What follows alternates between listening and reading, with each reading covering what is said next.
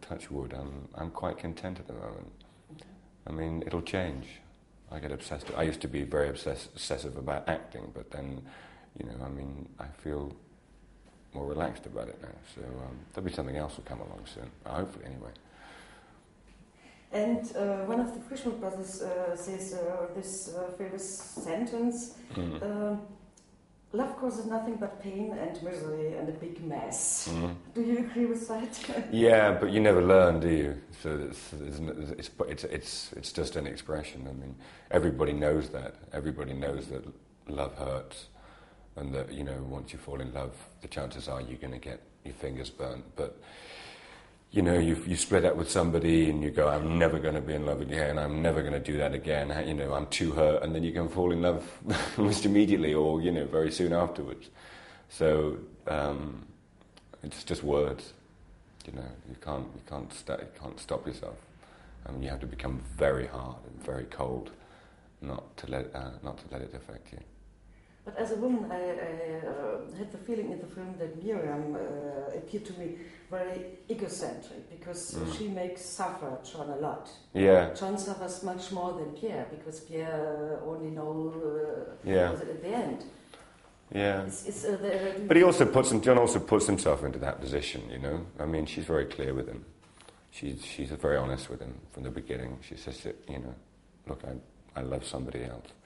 And instead of going, okay, I'll back off or I'll deal with that, he wants her completely, and that pushes her back against the wall. So she has to become, she has to harden herself up, because she's falling in love with another man, but she still loves the man she's with. So that's why the situation is complicated. It's not a simple situation of making a decision. She does love both men.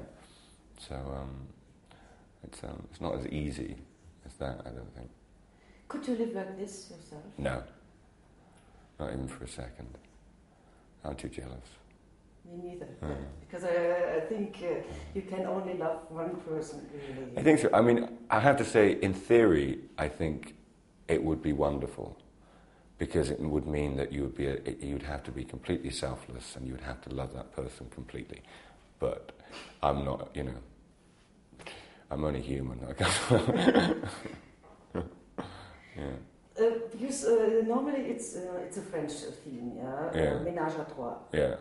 And normally it's a man who loves two women. Yeah. So is it the sign of emancipation for you that in this film it's a woman who loves two men? God knows, I don't know. Yeah, I suppose so. Yeah. Yeah. Yes, it could be. It could be a sign of emancipation. Yes. I mean, it's just. I think it's. I think it's. It doesn't matter if it's two women and one man. I think the same jealousies arise. It could be three men. It doesn't matter. It's just the same problems would turn up. Eventually. Jealousy would take hold or whatever. So.